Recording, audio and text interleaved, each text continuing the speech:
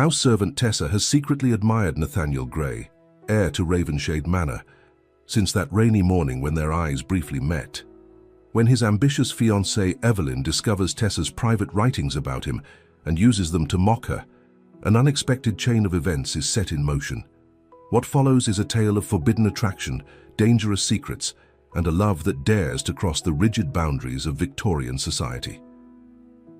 Before we start this story, comment below from where you are watching us. The silver chandeliers of Ravenshade Manor cast long shadows across the polished floors as Tessa made her way through the grand hallway. At 23, she'd spent 5 years as a house servant, always moving quietly, trying to stay invisible. Her simple grey dress and white apron marked her station as clearly as the calluses on her hands. "Tessa, come here at once." Miss Evelyn Carraway's voice echoed through the corridor. Tessa hurried toward the sound, her heart racing. Miss Carraway was the lady of the house in all but name. Wealthy, beautiful, and engaged to Nathaniel Gray, the heir to Ravenshade Manor. She was also the most demanding person Tessa had ever known. "Yes, Miss Carraway?" Tessa kept her eyes lowered as she entered the drawing room. Evelyn sat at her writing desk, her golden curls perfectly arranged, her blue silk dress worth more than Tessa would earn in a year. She held out a sealed letter between 2 manicured fingers. "Take this to Nathaniel. He's in his study." Her smile didn't reach her eyes. "And make sure he reads it right away." "Yes, miss." Tessa took the letter carefully. It was sealed with red wax pressed with Evelyn's personal stamp. The paper was expensive, cream-colored and thick. Tessa had handled dozens of such notes before, carrying messages between the couple. As she walked down the long hallway toward Nathaniel's study, her fingers trembled slightly. Being near him always made her nervous. Not because he was cruel. He wasn't, not like Evelyn. But because every time she saw him, the feeling in her chest grew stronger. It had started that rainy morning 8 months ago. The carriage had broken down and Nathaniel had been caught in the downpour.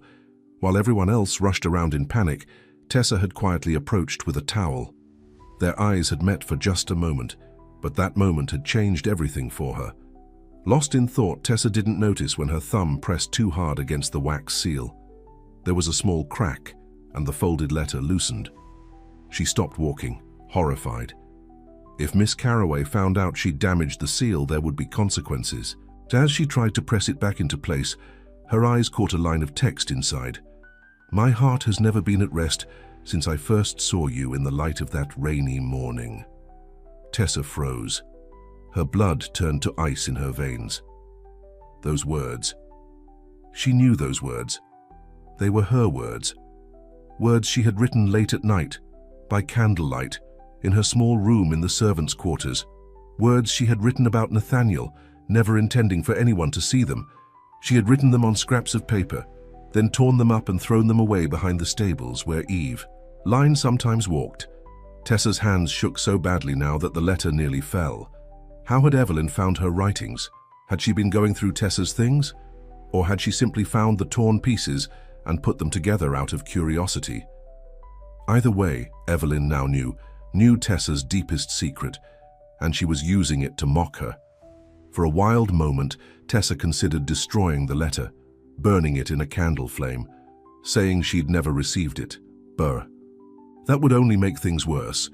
She carefully pressed the seal back into place as best she could and continued walking.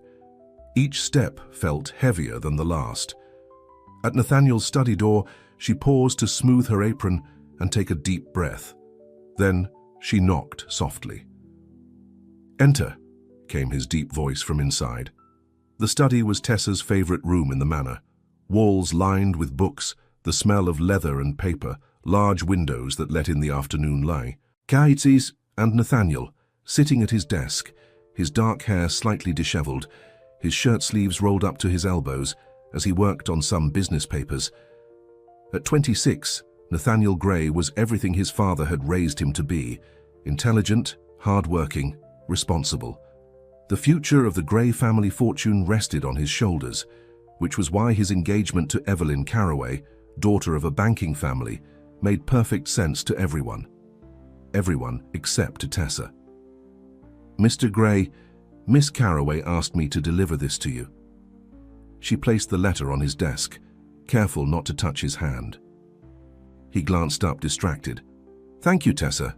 He knew her name. He always remembered the servants' names, unlike Evelyn, who called them all girl or boy, regardless of their age. "She asked that you read it right away, sir." "Did she now?" He sighed, setting down his pen. "Very well." Tessa should have left then, should have curtsied and backed out of the room, but her feet wouldn't move. She had to see his reaction, had to know what Evelyn was planning. Nathaniel broke the seal and unfolded the letter. His expression changed as he read, first confusion, then surprise. His eyes moved across the page again, slower this time. "This is unexpected," he murmured, almost to himself. Tessa's heart pounded so loudly she was sure he must hear it. Nathaniel looked up suddenly, catching her still standing there. "Was there something else, Tessa?" "No, sir, I'm sorry, sir." She finally managed to curtsy and turn toward the door. "Wait." She stopped, not daring to look back. "Did Miss Carroway say anything else when she gave you this?" Tessa swallowed hard. "Only that you should read it right away, sir." "I see." He was quiet for a moment. "Thank you. That will be all." Tessa fled the study, her cheeks burning. What was Evelyn Peel aiming at? Why would she send Tessa's private thoughts to Nathaniel and sign them as her own? Was it just another way to torment her, or something worse? The rest of the day passed in a blur of anxiety. Tessa polished silver until her arms ached, swept floors that were already clean, anything to keep busy and avoid both Nathaniel and Evelyn. At dinner, she helped serve the meal to the family and their guest. Evelyn, who always dined with them now that the engagement was official. Tessa kept her eyes down, but she could feel Nathaniel watching her. Several times she nearly dropped dishes from nervousness. "Is something wrong with that girl tonight?" Mrs. Gray, Nathaniel's mother, asked with irritation when Tessa spilled a drop of sauce on the tablecloth. "The help these days," Evelyn sighed dramatically. "So clumsy." "Tessa is usually quite capable," Nathaniel said quietly. "Perhaps she's unwell." Evelyn's eyes narrowed slightly. "You notice the servants a great deal, darling." "I notice everything in my home," he replied, his tone neutral but firm. After dinner, Tessa was clearing the dessert plates when Mrs. Harris, the housekeeper, approached her. "Mr. Gray wants to see you in his study," she whispered. "Now." Tessa nearly dropped the stack of plates. "Did he say why?" "It's not our place to ask why, girl. Just go and be quick about it." The walk to the e-study seemed both too long and too short. Tessa's mind raced with possibilities, none of them good. Had Nathaniel realized the words weren't Evelyn's? Was he going to fire her for her inappropriate feelings? She knocked on the study door softer than before. "Come in." Nathaniel was standing by the window, looking out at the night. A single lamp burned on his desk. The letter, her letter, lay open beside it. "You wanted to see me, sir?" Her voice came out as barely more than a whisper. He turned, his expression unreadable in the dim light. "Yes, Tessa. Please close the door." She did as he asked, her hand trembling on the doorknob. "I received an interesting letter today," he said, moving to his desk and picking up the paper. "From Miss Carroway." Tessa said nothing, her eyes fixed on the floor. "The thing is," he continued, "I don't believe Miss Carroway wrote this." The silence stretched between them, tense and heavy. "Do you know why I think that?" he asked finally. She shook her head, still not looking up. "Because I know Evelyn. I know how she speaks, how she writes." He moved closer. "And these aren't her words, this isn't her voice." He paused. "She's never seen me in the rain." Tessa's breath caught. "But someone else was there that morning, weren't they?" His voice softened. "Someone who handed me a towel when everyone else was running for cover." She looked up then, just once, just for a second, and in that brief glance her eyes told him everything she couldn't say. Nathaniel took a deep breath. These words, they were meant for someone. Were they meant for me? "They were meant for no one," Tessa whispered, finding her voice at last. "I wrote them to forget I couldn't say them." He studied the letter again. "But you did say them. Here they are." "I'm sorry, sir. I never meant for anyone to see them. I threw them away. Miss Carroway must have found them." Found them and decided to claim them as her own. His mouth tightened. That sounds like Evelyn. Tessa didn't know what to say. This conversation was dangerous for both of them. I've spent my life, Nathaniel said slowly, surrounded by people who talk too much and feel too little. People who say what's expected, what's proper, what's advantageous. He folded the letter carefully. But this feels real. He looked at her directly now, and Tessa couldn't look away. No one has ever written words like these for me before. I shouldn't have written them at all, sir. Tessa found her voice again. It was wrong of me. I know my place. Your place? A flash of something, anger, frustration on what crossed his face. Is that all this is about? Your place and mine? Isn't it, sir? You're engaged to Miss Carroway. You're the heir to Ravenshade Manor, and I'm just a woman who sees me, he finished for her. Not my name or my fortune or my position, just me. The room suddenly felt too small, too warm. Tessa knew she should leave, knew this conversation had already gone too far, but she couldn't move. Mr. Gray, please, if Miss Carroway found out I was here, she sent you here. With the letter. Yes, but she wanted me to see these words. She wanted me to believe they were hers. His voice hardened. Ned. She's playing some kind of game. At my expense, Tessa said softly. Nathaniel's expression softened. I'm sorry, Tessa. I never meant to put you in this position. It's not your fault, sir. No, but I'm involved now. He ran a hand through his hair, a gesture Tessa had seen many times when he was thinking deeply. I need time to figure out what Evelyn is planning. He moved back to his desk and picked up a small bell, ringing it once, a moment away. Heir? There was a knock at the door and Jones, the butler, entered. Jones, please escort Tessa back to the servants' quarters. If anyone asks, she was helping me locate a book in the library. Yes, sir. Jones nodded, his face expressionless. Tessa. Nathaniel's voice stopped her as she turned to go. Thank you for your honesty. She curtsied, not trusting herself to speak, and followed Jones out of the study. That night, sleep eluded her. Tessa tossed Dee and turned in her narrow bed, replaying the conversation with Nathaniel over and over. What would happen now? Would he confront Evelyn? Would Evelyn punish her? Morning came too soon. Tessa rose with the other servants, splashed cold water on her face, and prepared for another day of work. She was assigned to clean the guest rooms that morning, far from both Nathaniel's study and Evelyn's usual haunts. Whether that was coincidence or Jones's doing, Eshie didn't know, but she was grateful.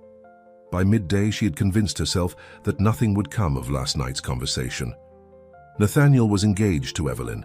He needed her family's connections and money. Whatever he thought of Tessa's words, whatever he felt about Evelyn's deception, he would do what was expected of him. That was how the world worked. When she returned to her small room that evening, exhausted from a day of physical labor and emotional strain, she nearly missed the folded piece of paper on her cot. Her heart stopped when she saw it. The paper was the same expensive cream stock that Evelyn used for her correspondence. For a terrible moment, Tessa thought it was a dismissal notice, Evelyn firing her from the house. With shaking hands, she unfolded it. The handwriting wasn't Evelyn's, it was stronger, bolder. A man's hand, Nathaniel's hand. Just 4 words. Now write to me. Tessa sat down hard on her cot, the paper clutched to her chest, her heart racing like a wild thing. What had she started? For 3 days, Tessa carried Nathaniel's note with her everywhere, hidden in a secret pocket she had sewn into her dress. Every chance she got, she would touch it through the fabric, making sure it was still there, that it hadn't been a dream. Now write to me. 4 simple words that changed everything. But what could she possibly write, and how would she deliver it to him without anyone noticing? Ravenshade Manor had eyes everywhere. The other servants watched each other, reporting back to Mrs. Harris, the housekeeper. Mrs. Harris reported to Mrs. Gray, and Mrs. Gray kept a close eye on anything that might affect her son's engagement to the wealthy Evelyn Carroway. On the 4th day, Tessa was assigned to clean Nathaniel's study while he was out riding with his father. It was her chance.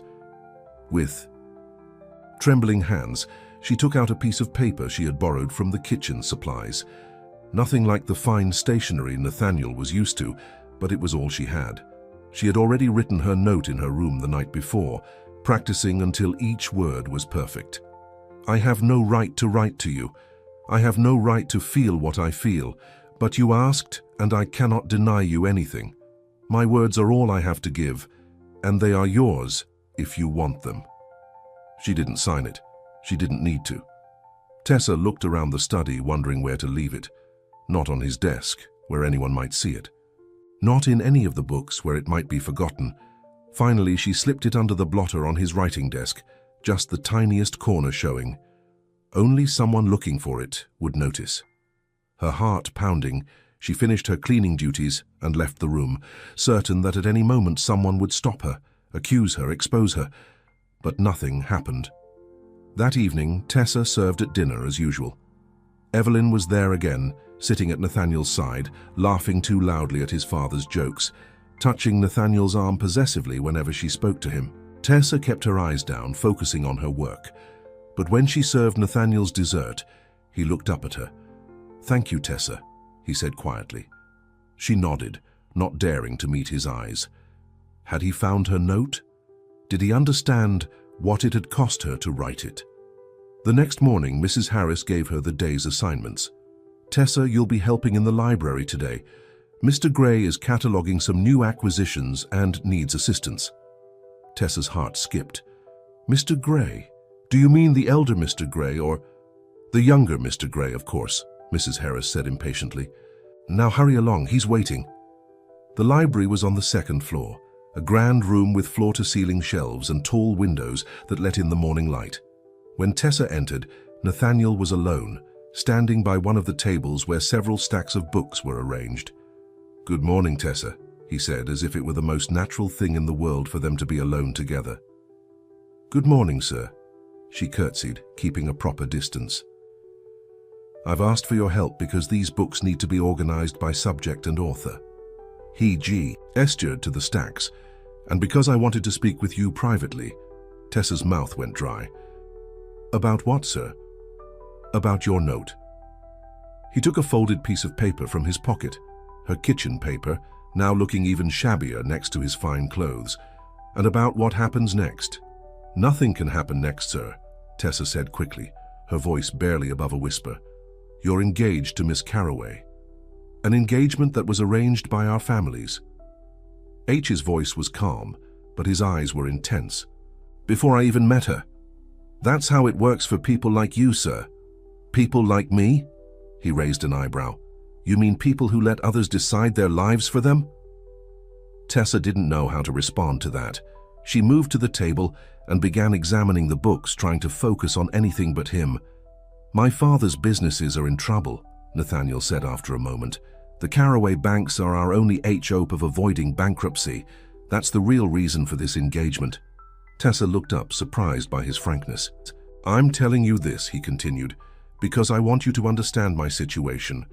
I have responsibilities to my family, to our name, to the people who depend on us for their livelihoods." "I understand, sir. You don't need to explain." "But I do." He moved closer, lowering his voice even though they were alone. "Because I want you to know that under different circumstances I would—" He stopped, shook his head.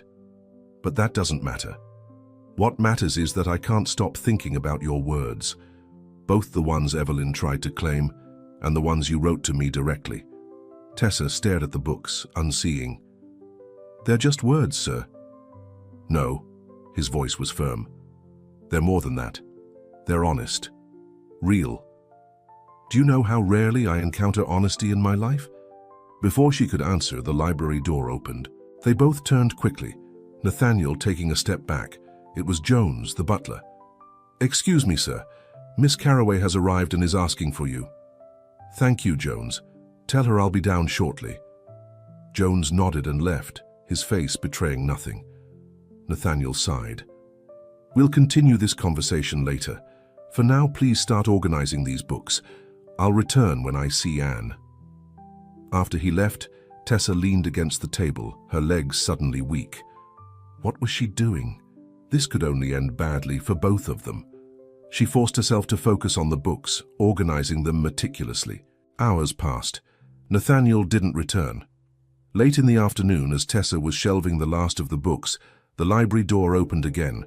She turned, expecting to see Nathaniel, but it was Evelyn who stood there, elegant in a green silk dress. The tea complemented her fair coloring.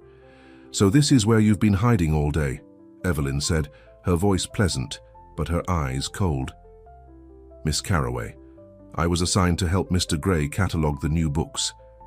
Tessa curtsied, her heart racing. "Yes, so I heard." Evelyn wandered into the room, trailing her fingers along the spines of books as she passed. "Nathaniel has always been so conscientious about his library. It's charming in a dull sort of way." TSSA remained silent, her eyes lowered. "You know, I've been meaning to speak with you." Evelyn's tone was conversational, but there was an edge to it. "About that little note of yours that somehow found its way into my things." Tessa's head snapped up. "I don't know what you mean, miss." "Oh, I think you do." Evelyn smiled, a predator's smile. "Such pretty words, so heartfelt, so inappropriate. I'm sorry if something I wrote offended you, miss." "Offended? No." Evelyn laughed lightly. "I found it amusing and useful." She moved closer, dropping her voice. "Did you really think a man like Nathaniel Gray would ever look twice at a servant girl? Did you think your little love letter would change anything?" Tessa flinched as if she'd been slapped. "No, miss, I never intended—" "Of course you didn't," Evelyn cut her off, "because you know your place, and it isn't with him." She straightened, her smile returning. "I've decided to be generous.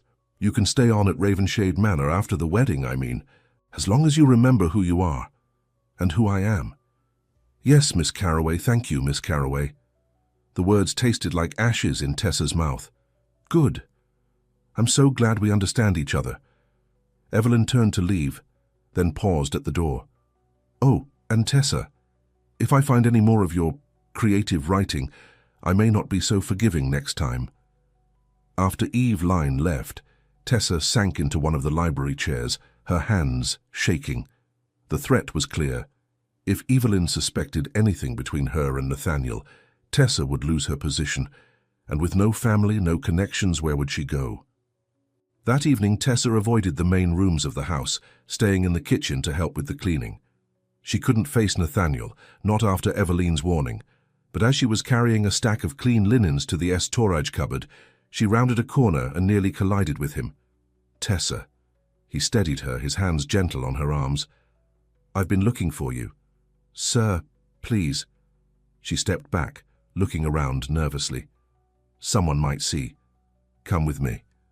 He led her to a small sitting room nearby, one rarely used by the family. He closed the door behind them. "I'm sorry about this morning," he said. "Evelyn demanded I take her into town to look at wedding decorations." Wedding decorations. The words were like a knife to Tessa's heart. "Sir, we shouldn't be alone like this. If Miss Carroway found out—" "Did she speak to you?" His expression changed. "She did, didn't she?" "What did she say?" Tessa hesitated. "Nothing important, sir. Just reminding me of my duties." "Tessa." His voice softened. "Please tell me the truth." She looked away. "She knows about my note. The one she found. She warned me to remember. At my place." Anger flashed in Nathaniel's eyes. "She threatened you." "She has every right to, sir. I overstepped. I wrote things I shouldn't have." "No." He moved closer, too close. "You wrote what you felt. There's no shame in that." "There is, when it's about someone I can never have."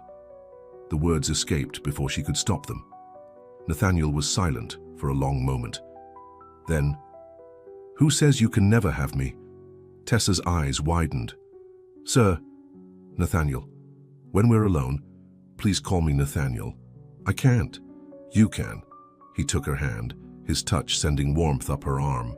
"Tessa, I've spent my whole life doing what was expected of me, being who everyone needed me to be, until your words showed me what I was missing." "And what was that?" "Nathaniel."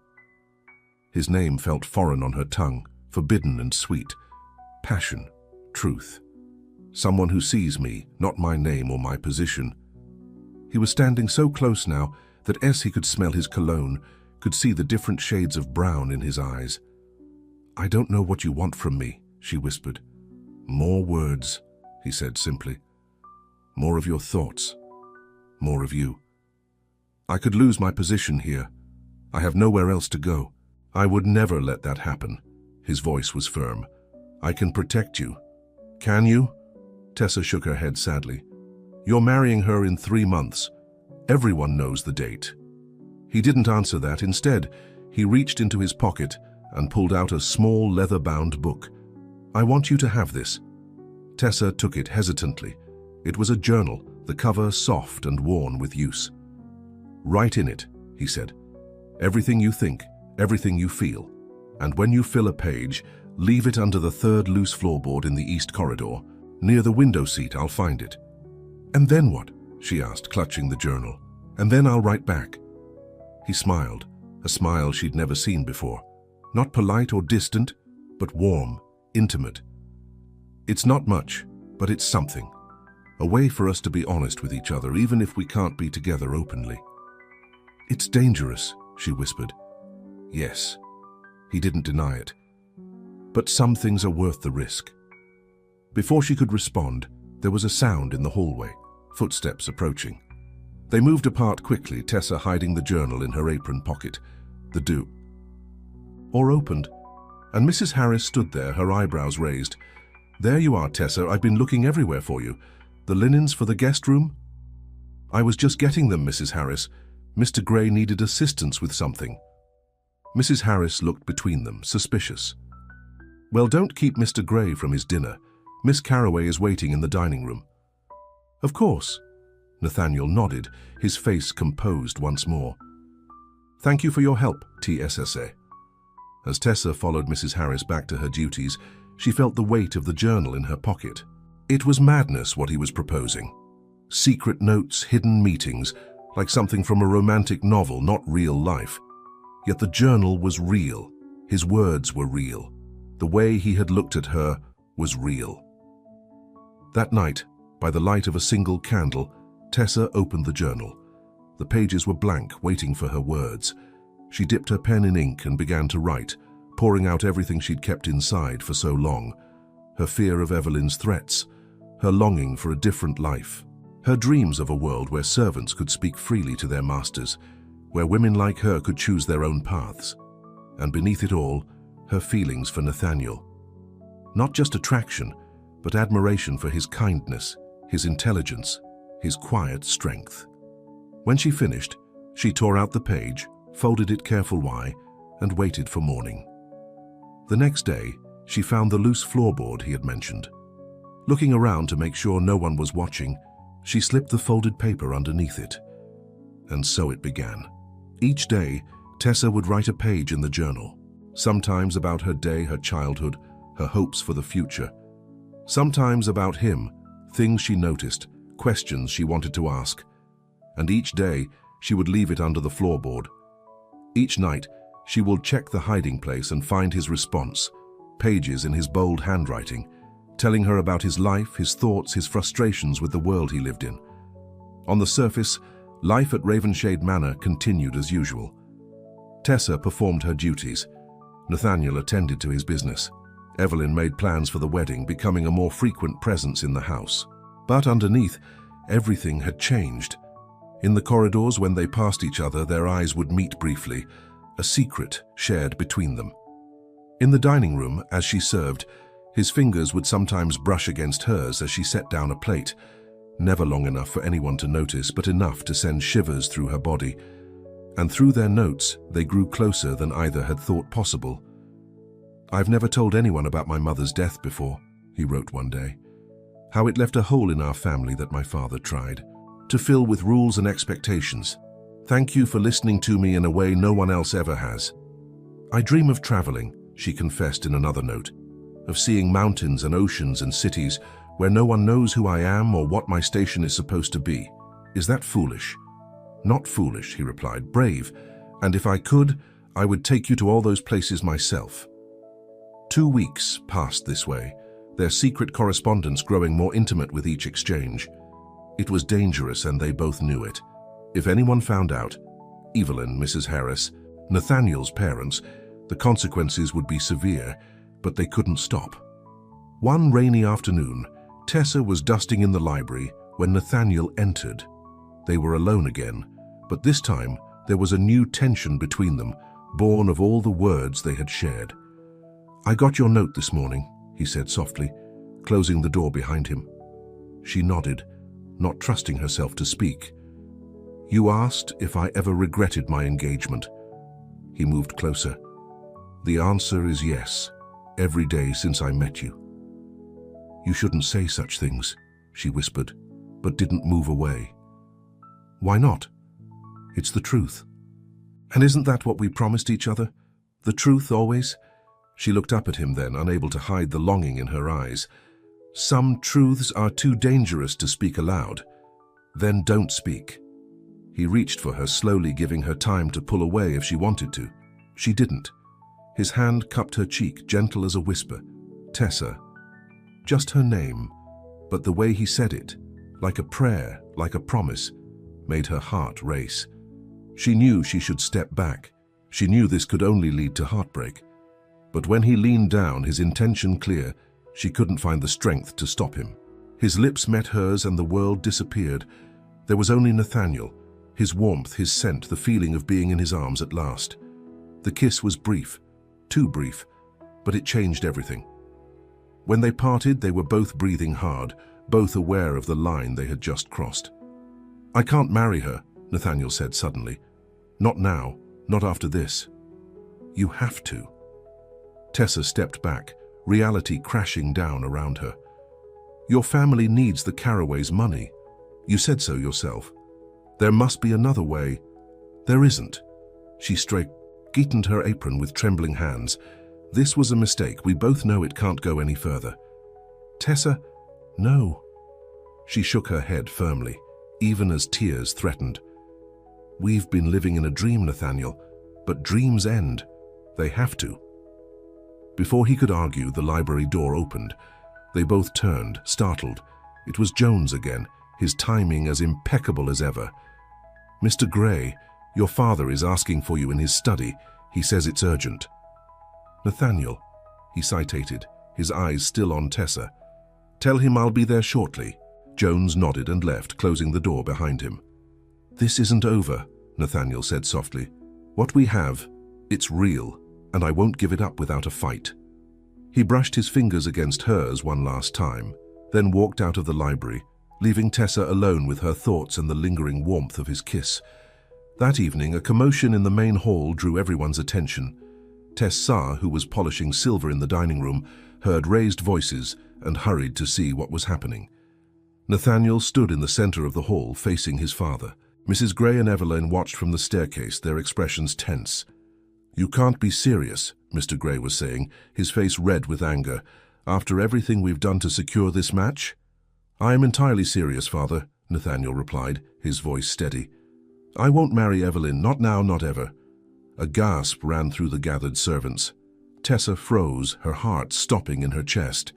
"You ungrateful boy," Mr. Gray shouted. "Do you have any idea what this marriage means for our family, for our businesses? The Carraways are the only reason we haven't lost everything." "I understand that," Nathaniel said calmly. "And I'll find another way to save the family finances, but I won't sell myself into a loveless marriage to do it." Evelyn stepped forward, her face a mask of cold fury. "What is the meaning of this, Nathaniel? We've been engaged for months. The invitations have been sent. My father has already transferred funds to your accounts as a show of good faith. And those funds will be returned," Nathaniel said firmly. "With interest."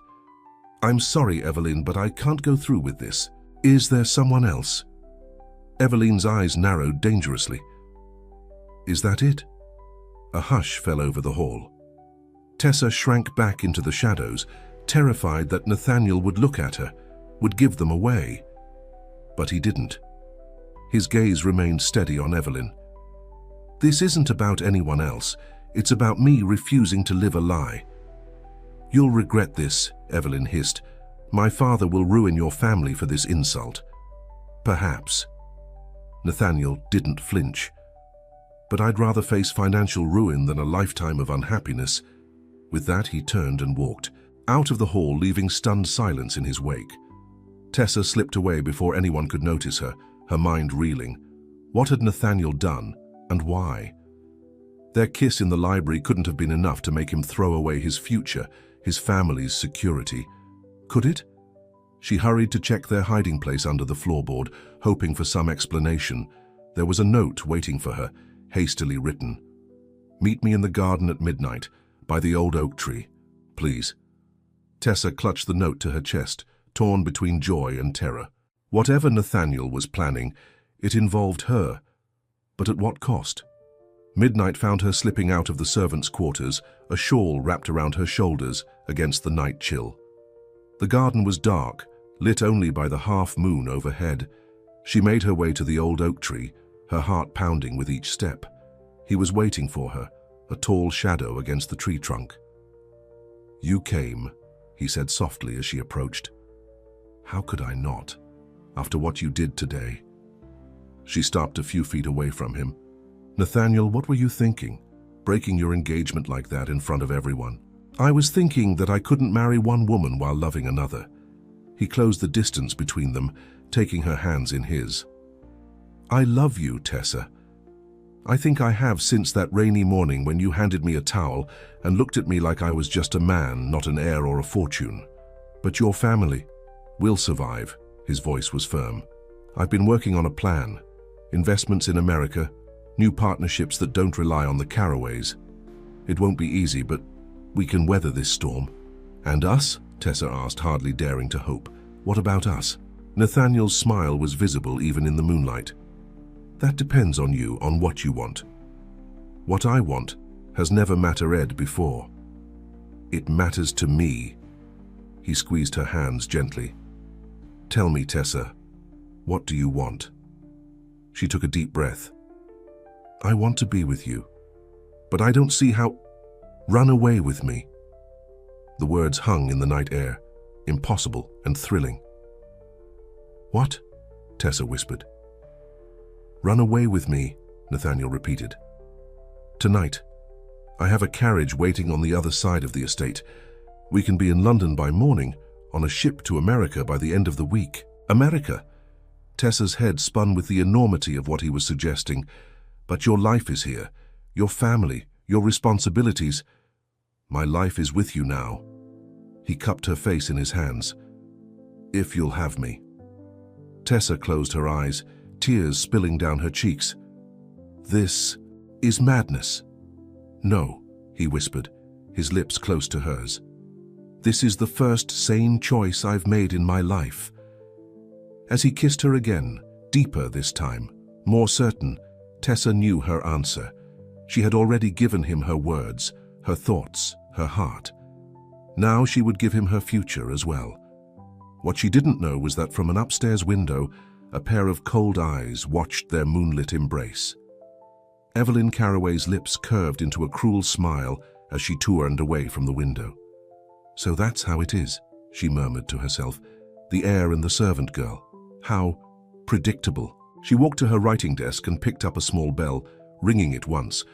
A moment later, a maid appeared at her door. "Yes, Miss Carraway?" "Fetch Mr. Gray," Evelyn said calmly. "The elder Mr. Gray. Tell him I have information about his son that he'll want to hear immediately." The maid curtsied and hurried away. Evelyn too ran to the window, but the garden was empty now. Nathaniel and Tessa had gone, but it didn't matter. They wouldn't get far, not if she had anything to say about it. The carriage rattled down the dark country road, each turn taking Tessa further from the only life she had ever known. Beside her, Nathaniel held her hand tightly, as if afraid she might change her mind and jump out at any moment. "Are you all right?" he asked, his voice gentle in the darkness. "I'm scared," she admitted. There was no point in pretending otherwise. "I've never done anything like this before." "Neither have I." He squeezed her hand. "But we're doing it together." Tessa leaned her head against his shoulder, trying to calm her racing thoughts. Everything had happened so quickly. One moment she had been in the garden, listening to Nathaniel's outrageous proposal to run away together. The next, she was grabbing her few possessions, tea journal he had given her, a change of clothes, the small silver locket that had belonged to her mother, and sneaking out through the servants' entrance. Now here they were, in a hired carriage, racing toward London, and a future neither of them could clearly see. "What will happen when they discover we're gone?" she asked. "My father will be furious," Nathaniel said matter-of-factly. "He'll probably disown me, at least temporarily. And Evelyn?" His jaw tightened. "She'll be humiliated, which means she'll be dangerous. We need to move quickly." The carriage hit a rut in the road, jolting them both. Tessa grabbed Nathaniel's arm to steady herself. "Sorry about that," he said, smiling ruefully. "Not quite the luxury you're used to at Ravenshade Manor." Tessa couldn't help but laugh. "I slept in a room the size of a closet and worked from dawn till dusk. This is a step up, believe me." His expression softened. "I've been a fool, haven't I? Living in the same house with you for years and never really seeing you until now." "You saw me that rainy morning," she reminded him, "when I brought you the towel." "Yes." He touched her cheek gently. "That was the beginning, wasn't it?" They fell silent as the carriage continued its journey through the night. Tessa tried to stay awake, to savor every moment of this adventure, but exhaustion eventually claimed her. She drifted off to sleep with her head on Nathaniel's shoulder, his arm wrapped protectively around her. She dreamed of Ravenshade Manor, of Evelyn's cold smile, of Mrs. Harris's suspicious eyes, of Mr. Gray's angry voice. In her dream, they were all chasing her through the long corridors, calling her name, telling her she could never escape. "Tessa, Tessa, wake up." She opened her eyes with a start to find Nathaniel looking down at her, concern etched on his face. "You are having a nightmare," he said softly. "Where are we?" She looked out the window, disoriented. The darkness had given way to the grey light of early morning, and they were passing through what looked like the outskirts of a city. "Almost to London," Nathaniel replied. "We'll stop at an inn I know, get some proper rest and food, then make arrangements for our passage to America." The reality of what they were doing hit Tessa anew. "America," Shire repeated, the word both thrilling and terrifying. "Nathaniel, are you sure about this? You're giving up everything, your home, your inheritance, your position in society." "I'm not giving up everything," he corrected her. "I'm gaining what matters most." He took her hand, pressing a kiss to her palm. "Besides, I've always wanted to see America. The opportunities there are endless, especially for someone with business experience and capital." "Capital?" TSSA frowned. "But if your father disowns you, I've been preparing for this possibility for longer than you might think," Nathaniel said with a small smile. "Not running away with you specifically. I couldn't have dreamed of that. But breaking free from my father's control, from the path he laid out for me. I've made investments of my own over the years, built connections outside of his influence. We won't be rich, not by my family's standards, but we won't starve either."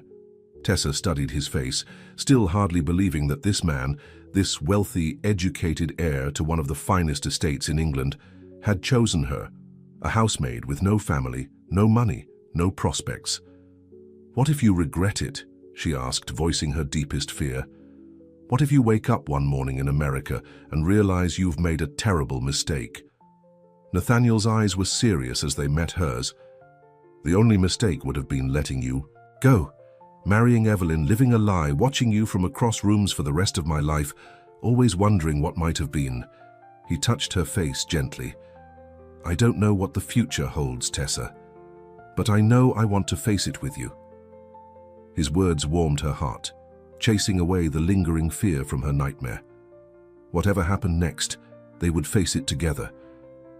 The carriage arrived at a modest inn on the outskirts of London, just as the City W was coming to life. Nathaniel helped Tessa down, then spoke briefly to the driver, passing him some coins. "Wait here," he told Tessa. "Let me go in first and arrange for rooms. It's better if we're not seen together just yet." Tessa nodded, understanding the need for discretion. She was still wearing her servant's dress, though she had left behind the apron and cap. Standing next to Nathaniel in his fine clothes, they would draw attention, the kind of attention that might lead to questions they couldn't afford to answer. As she waited by the carriage, watching the early morning bustle of the street, a strange sense of freedom washed over her. For the first time in her life, she wasn't bound by the rigid rules of service, by bells and schedules and endless tasks. She could go anywhere, do anything. With Nathaniel by her side, the world had suddenly opened up to her. He returned a few minutes later, looking satisfied. "It's arranged. I've taken 2 adjoining rooms at the back of the inn." The landlady didn't ask too many questions, especially after I paid her extra for her discretion. "2 rooms?" Tessa raised an eyebrow. Nathaniel's cheeks colored slightly. "For appearances, and to give you your space. I don't want to presume anything, Tessa. This is all happening very quickly." His consideration touched her. Most men in his position would have assumed that because she had run away with him, she was also agreeing to share his bed. But Nathaniel was giving her time, giving her a choice. "Thank you," she said softly. He offered her his arm, and they entered the inn together.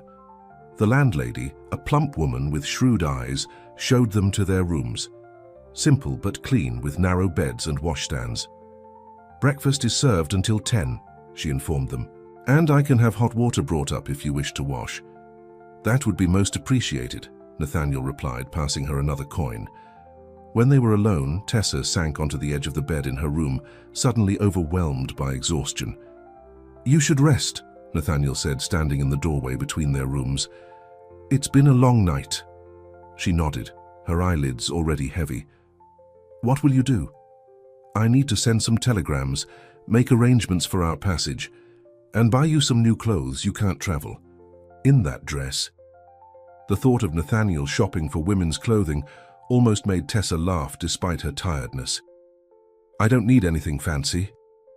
"Of course not. Just something practical for the journey."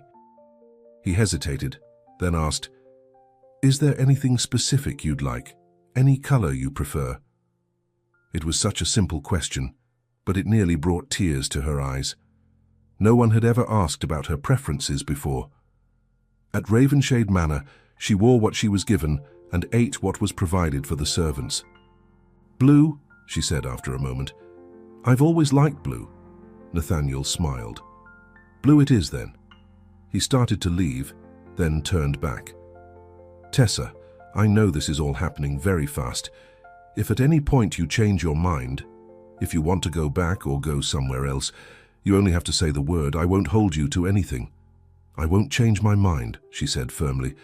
"I want to be with you, Nathaniel, wherever that takes us." His smile widened, relief evident in his eyes. "Get some rest. I'll be back soon." After he left, Tessa barely had time to remove her shoes before sleep claimed her again. This time her dreams were peaceful, filled with open skies and endless possibilities. She woke to a soft knocking at her door. The room was filled with afternoon light, and for a moment she was disoriented, forgetting where she was. "Tessa, are you awake?" Nathan Neal's voice brought reality rushing back. She sat up quickly, smoothing her rumpled dress and hair. "Yes, come in." He entered, carrying several parcels. "I hope you slept well.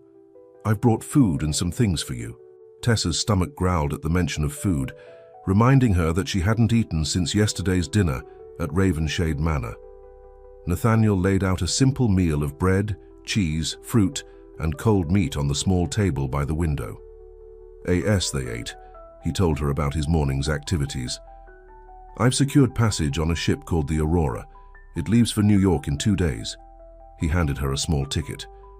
"I've also sent telegrams to some business associates in America, letting them know to expect us." "That quickly?" Tessa was impressed. "You must have been busy." "I didn't want to waste any time." His expression turned serious. "The longer we stay in England, the greater the risk that my father or Evelyn will find us." The mention of Evelyn brought back Tessa's earlier anxiety. "Do you think they're looking for us already?" "Almost certainly, but London is a big city and they won't know where to start." He reached for one of the parcels he had brought. "Here, I got these for you." Inside was a simple but well-made blue traveling dress, along with practical undergarments, a warm shawl and sturdy boots. "Nathaniel, this is too much," Tessa protested, feeling the quality of the fabric. "It's not enough," he countered. "I wish I could give you more, but for now we need to be practical. These clothes will help you blend in, make you look like any other young woman traveling with her." He trailed off, suddenly uncertain. "With her what?" Tessa prompted, a small smile playing at her lips. "I was going to say husband," he admitted, but that seemed presumptuous. A warm flush spread the rough Tessa's body. "Is that what you want? For me to be your wife?" Nathaniel set down his food and took her hands in his. "More than anything. But I won't rush you, Tessa. This is all so new and we have time." She squeezed his hands, her heart full. "Not too much time, I hope." His eyes darkened with emotion, and for a moment Tessa thought he might kiss her. But a knock at the door interrupted the moment. "Mr. Smith," called the landlady, using the foul, same name Nathaniel had given. "There's a gentleman downstairs asking about recent arrivals. Says he's looking for his son who ran off with a housemaid." Tessa's blood ran cold. Nathaniel was on his feet instantly, his expression grim. "Thank you for the warning," he called back. "Is there a back way out?" "Through the kitchen," the landlady replied. "But you'd best hurry. He's checking the register now." Nathaniel turned to Tessa, who was already gathering her few possessions. "Change quickly into the new dress. We need to leave now." She nodded, fear giving her speed. Nathaniel stepped into his own room to gather his things, closing the door between them to give her privacy. Tessa changed faster than she ever had before, her fingers fumbling with unfamiliar buttons and hooks. The new dress fit well enough, though it was a bit loose in places. She stuffed her old servant's clothes into the small bag Nathaniel had also provided, along with her mother's locket and the journal. When she was ready, she knocked on the connecting door. Nathaniel opened it immediately, his own bag packed. "Ready?" he asked, his voice calm despite the urgency of their situation. "Ready," she confirmed, taking a deep breath to steady her nerves. He led her through the connecting door to his room, which had a different exit to the hallway. They moved quickly, but quietly, making their way downstairs through a back staircase that led to the kitchen. The cook and a kitchen maid looked up in surprise as they entered. "The landlady said we could go this way," Nathaniel explained, pressing a coin into the cook's hand. "We'd be grateful if you forgot you saw us." The cook nodded, pocketing the coin. "Out that door, sir. It leads to the alley behind." They slipped out into the narrow alleyway, Nathaniel keeping a protective arm around Tessa as they hurried away from the inn. "Was it your father?" Tessa asked when they were several streets away, her heart still pounding with fear. "Most likely," Nathaniel replied grimly. "Or someone he sent. They must have guessed we'd head for London. What do we do now? The ship doesn't leave for 2 days. We'll find another inn, somewhere less obvious, and we'll stay out of sight until it's time to board." He led her through increasingly crowded streets, weaving through the throngs of people. For the next 2 days they lived like fugitives, moving from one modest lodging to another, never staying more than a night in any place. Nathaniel was constantly vigilant, checking windows and doors, scanning crowds for familiar faces. Despite the tension, Tessa found herself enjoying parts of their adventure. Nathaniel showed her glimpses of London she had never seen before: beautiful parks, busy markets, the Thames with its forest of ship masts. Each night, they would retire to separate rooms but spend the evening talking, planning their future, learning more about each other. Nathaniel told her about his childhood at Ravenshade Manor, about the pressure to live up to his father's expectations, about his dreams of building something of his own. Tessa shared stories of her mother, who had also been a servant at the manor, of learning to read in secret, of finding small joys in a life of service. And each night, their goodbyes at the connecting door grew longer, their reluctance to part more obvious. On the morning of their departure, Tessa woke early, excitement and nervousness battling in her stomach. Today they would board the Aurora. Today they would leave England behind and start their new life together. She dressed carefully in her blue traveling dress, arranged her hair as best she could without a lady's maid, packed her few belongings. When Nathaniel knocked on her door, she was ready. "You look beautiful," he said simply, his eyes warm as they took her in. "I feel different," she admitted. "Like I'm becoming someone new." "Not new," he corrected her. Just more yourself than you were allowed to be before. He offered his arm. Shall we? Our future awaits. They made their way to the docks, where the Aurora sat ready for departure, its decks bustling with activity as last-minute cargo was loaded and passengers boarded. Tessa had never seen a ship up close before. The Aurora was massive, its masts reaching toward the sky, its hull dark against the water. The sight of it made the reality of their journey hit home. "We're really doing this," she whispered, clutching Nathaniel's arm tighter. "We really are," he agreed, squeezing her hand reassuringly. "Nervous?" "A little," she admitted, "but excited too." They joined the line of passengers waiting to board, Nathaniel presenting their tickets to the ship's officer. Everything seemed to be going smoothly until they reached the top of the gangplank. "Mr. Gray," a voice called from behind them. "Nathaniel Gray." They both turned, Tessa's heart sinking as she saw a man in a dark suit pushing through the crowd toward them. She didn't recognize him, but from Nathaniel's sudden tension, she knew he did. "It's Harrison, M.Y. father's solicitor," Nathaniel muttered. "Keep moving." But it was too late. The man had reached them, slightly out of breath from his rush. "Mr. Gray, thank goodness I found you in time," Harrison said, his thin face grave. "You must come with me at once. It's your father." Nathaniel's expression hardened. "Whatever my father has to say, he can put it in a letter and send it to America." Harrison shook his head urgently. "You don't understand, sir. Your father has had an apoplexy. The doctors say he may not survive the night." Tessa felt Nathaniel go still beside her, saw the color drain from his face. "An apoplexy? When?" His voice was hollow. 2 days ago, after he learned of your departure. He collapsed in his study. He's been asking for you, sir, in his lucid moments." Nathaniel turned to Tessa, conflict written across his features. "Tessa, You have to go to him," she said immediately, understanding without him having to explain. Whatever had happened between them, Nathaniel couldn't leave England with his father dying, possibly never to see him again. "I won't leave you," he insisted. "We'll both go back just until—" "No." Tessa shook her head firmly. "If I go back now, Evelyn will make sure I never leave again. This is your family matter, Nathaniel. You need to face it alone." "Miss," Harrison interjected, looking uncomfortable. "If I may, Mrs. Gray specifically asked that you return as well. She was most insistent." Tessa exchanged a surprised look with Nathaniel. Mrs. Gray, the cold, distant mistress of Ravenshade Manor, was asking for her? "Why would she want Tessa there?" Nathaniel asked, suspicious. Harrison shifted awkwardly. "I believe, sir, that she wishes to make amends. There have been revelations since your departure about Miss Carraway's behavior." "What kind of revelations?" Tessa asked, her curiosity piqued despite her wariness.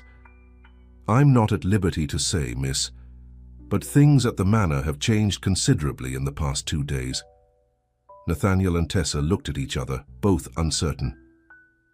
"It could be a trap," Nathaniel said quietly. "A way to get us both back under their control." "Or it could be genuine," Tessa countered. "Your father is ill, Nathaniel. Whatever else has happened, you should be with him." He ran a hand through his hair, torn between duty to his family and his promisee to Tessa. "If we go back, and things aren't as Harrison says, then we'll leave again," she finished for him. "The Aurora isn't the only ship to America." After a moment's more hesitation, Nathaniel nodded. "Very well, Harrison. We'll return to Ravenshade Manor, but I want your word that Tessa will be treated with respect." "Of course, sir."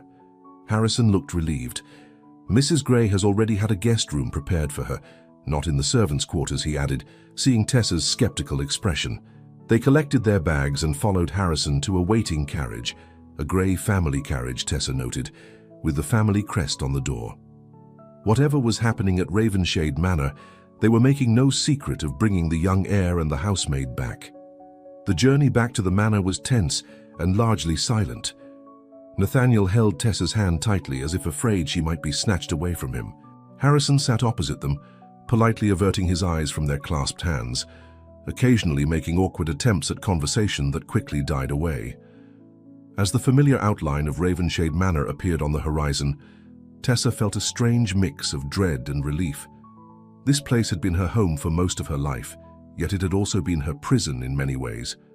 What would it be like to return, not as a servant, but as Nathaniel's, what? Lover? Your wife? She still didn't know what to call this thing between them.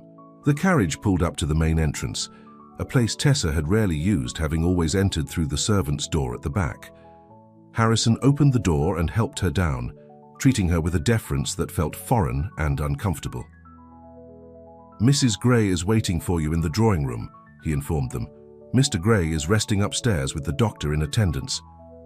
Nathaniel took Tessa's hand again, giving it a reassuring squeeze before they followed Harrison into the house. The grand entrance hall seemed both familiar and strange to Tessa now. How many times had she dusted these ornate tables, polished these banisters, walked these floors with her eyes lowered? Now she was walking through as a guest, her head held high, her hand in Nathaniel's. Several servants they passed stopped and stared, their eyes wide with shock. Tessa recognized Mary, one of the kitchen maids, whose mouth fell open at the sight of them.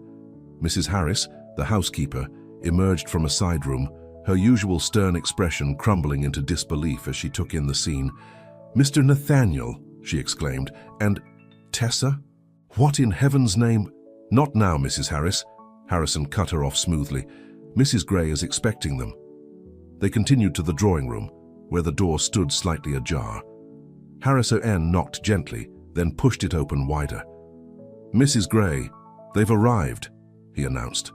Mrs. Gray sat by the window, her usually perfect posture slumped slightly, her face pale and drawn with worry.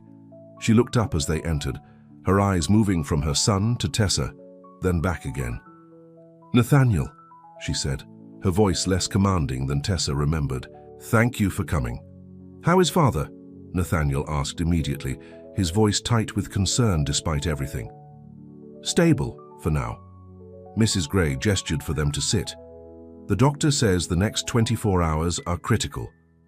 Nathaniel sat on the sofa, pulling Tessa down beside him. The gesture was not lost on Mrs. Gray, whose eyebrows rose slightly, but she made no comment. "Harrison mentioned revelations about Miss Carroway," Nathaniel said, getting straight to the point. "What's happened?" Mrs. Gray's expression hardened. "That woman is no longer so welcome in this house. After you left, she showed her true colors. The things she said, the threats she made," she shook her head. "Your father and I were blind not to see her for what she was." "What exactly did she do?" Tessa asked, forgetting herself for a moment. Instead of the sharp rebuke she expected for speaking out of turn, Mrs. Gray answered her directly. "She tried to force your father to disinherit Nathaniel," she said, looking at her son. "When he refused, she became violent, threw things, screamed obscenities. Then she threatened to ruin us all with rumors and scandal unless we brought you back and forced you to marry her." Nathaniel's grip on Tessa's hand tightened. "And that's when father had his apoplexy." Mrs. Gray nodded, tears filling her eyes. "He stood up to her, Nathaniel. For the first time in his life, he put his family before business. He told her he would rather lose everything than see you trapped in a marriage with such a woman." She dabbed at her eyes with a handkerchief. "That's when he collapsed." Tessa felt a surge of unexpected respect for Mr. Gray. The stern, business-minded patriarch had ultimately chosen his son's happiness over financial security. "I should see him," Nathaniel said, rising. "Yes, of course." Mrs. Gray stood as well. "But Nathaniel, before you go upstairs, there's something else you should know." She hesitated, then looked directly at Tessa. "It concerns Tessa's mother." Tessa froze. "My mother? What about her?" Mrs. Gray seemed to struggle for words, something Tessa had never seen before. Perhaps this is a conversation best had when your father is recovered, Nathaniel." "No," Tessa said firmly, surprising herself with her boldness. "If it concerns my mother, I have a right to know now." After a moment's hesitation, Mrs. Gray nodded. "You're right, of course." She took a deep breath. "Tessa, your mother didn't just work at Ravenshade Manor. She was my husband's half-sister." The room seemed to tilt around Tessa. "What?" His father, your grandfather, had an affair with a housemaid. Your mother was the result. It was kept quiet, of course, but she was given a position in the household when she was old enough. And when she died, we made sure you were taken care of as well." "Taken care of," Tessa repeated, her voice rising with disbelief. "I was a servant. I worked from dawn till dusk for scraps and a place to sleep." "Tessa," Nathaniel said softly, taking her hand again, but she was too shocked to be comforted. "All these years," she said, staring at Mrs. Gray, "all these years, I was family, and you treated me like I was nothing." Mrs. Gray at least had the grace to look ashamed. "It was your father-in-law's decision," she said to Nathaniel. "He felt it was better that way to avoid scandal. I didn't agree, but in those days I didn't question his judgment. Does father know that I—" Nathaniel trailed off, the implication clear. Did his father know that he had fallen in love with his own cousin? "Yes," Mrs. Gray confirmed. "When Evelyn revealed your feelings for each other, she found your notes, apparently. Your father was initially angry, but then he admitted the truth about Tessa's parentage." She turned to Tessa again. "That's why I asked Harrison to bring you back as well. You deserve to know the truth, and you deserve your rightful place in this family." Tessa stood abruptly, needing space, air, time to process this revelation. "I need a moment," she said, her voice unsteady. "Of course," Mrs. Gray said softly. "Your room is prepared upstairs, third door on the right in the east wing." Tessa nodded numbly and left the drawing room, her mind reeling. She was a Gray, or at least partly a Gray. All this time, the family she had served had been her own flesh and blood. And Nathaniel was her cousin. The thought hit her with the force of a physical blow. What did this mean for them, for their plans, for the future they had started to build together? As she climbed the grand staircase, a path she had only ever taken before with cleaning supplies in hand, Tessa felt as though the foundations of her world had shifted once again. But this time, she wasn't sure if it was for better or worse. Behind her, in the drawing room, Nathaniel faced his mother with barely contained anger. "Why tell her now?" he demanded. "After all these years of treating her like a servant, why suddenly acknowledge her as family?" Mrs. Gray sighed heavily. "Because your father might die, Nathaniel, and if he does, the truth about Tessa would die with him. I couldn't let that happen. Not anymore." "And what about us?" he asked, his voice tight with emotion. "What about what Tessa and I feel for each other?" His mother looked away, unable to meet his gaze. "You're cousins, Nathaniel. First cousins, technically. The law may not forbid such marriages, but society—" "I don't give a damn about society," Nathaniel cut her off. "I love her. That hasn't changed because of what you've told us." "Give Heir time," Mrs. Gray advised. "This is a shock for her, even more than for you. Let her come to terms with who she really is before you decide anything else."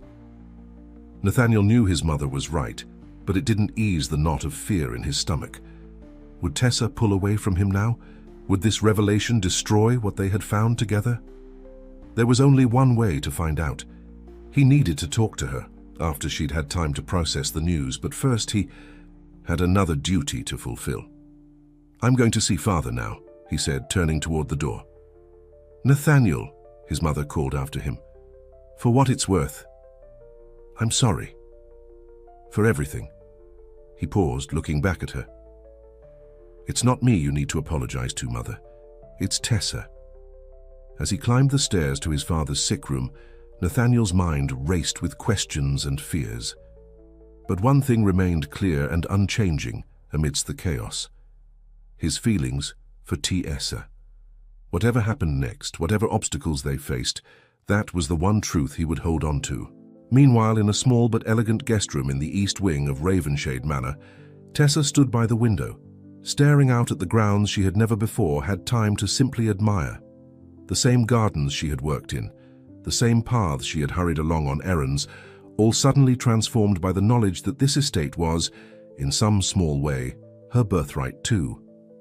She touched the journal in her pocket, Nathaniel's gift, filled now with her words and his. Words of love, of hope, of plans for a future together, a future that now seemed more complicated than ever. There was a soft knock at the door. "Tessa?" Nathaniel's voice. "May I come in?" She took a deep breath, steadying herself. Yes. He entered, closing the door quietly behind him. I just saw my father. He's awake but weak. He asked about you. What did you tell him?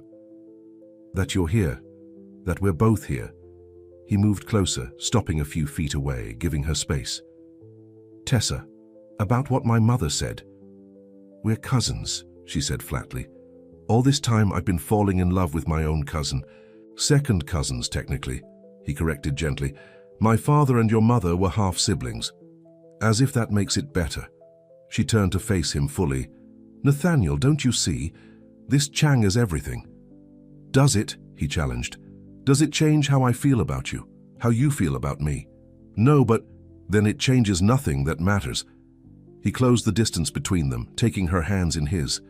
Tessa, I don't care if we're second cousins or 10th cousins or not related at all. I love you. That hasn't changed. Tears filled her eyes. But what about our plans? America starting fresh, building a new life together? Those plans can still happen if you want them to. He squeezed her hands gently. Or we can stay here, claim your rightful place in the family, build a different kind of life. The choice is yours. Mine. She shook her head in disbelief. I've never had choices before. You do now. His eyes were earnest as they met hers. And whatever you choose, I'll be beside you, if you'll have me. Tessa felt the turmoil in her heart begin to settle. The revelation about her parent. Age had shaken her, yes, but it hadn't changed the one constant in all this chaos, her love for Nathaniel. I need time, she said finally, to think, to understand what all this means. Of course. He nodded, though she could see the worry in his eyes. Take all the time you need, I'll be here. He started to move away, but she held onto his hands. Nathaniel. Yes? Thank you for giving me a choice. No one's ever done that before. He smiled, that intimate smile that was only for her. Get used to it, because from now on your life is yours to choose. As he left, quietly closing the door behind him, Tessa turned back to the window. The sun was setting over Ravenshade Manor, painting the grounds in gold and shadow. For the first time, she looked at it not as a servant, nor even as a newly discovered relation, but as a woman with choices. Real choices about her future, her happiness, her heart. And in that moment, despite all the confusion and shock, she felt something she had never fully experienced before. Freedom. But in another part of the manor, in a darkened room lit only by a single lamp, another conversation was taking place, one that would threaten everything Tessa and Nathaniel had found. Evelyn Carraway sat across from Jones, the butler, her face a mask of cold fury. "You're certain of what you heard?" she demanded. "Yes, miss," Jones replied, his voice barely above a whisper. "Mrs. Gray told them everything about Miss Tessa's mother being Mr. Gray's half-sister. So the servant girl is actually a Gray by blood." Evelyn's laugh was bitter. "How perfectly convenient for them both." "What will you do now, miss?" Jones asked. His loyalty to the Carraway family, who had placed him in the Gray household years ago as their eyes and ears, overriding any obligation to his official employers. "Do?" Evelyn's eyes glittered dangerously in the lamplight. "I'm going to make sure Nathaniel Gray honors his commitment to me, one way or another."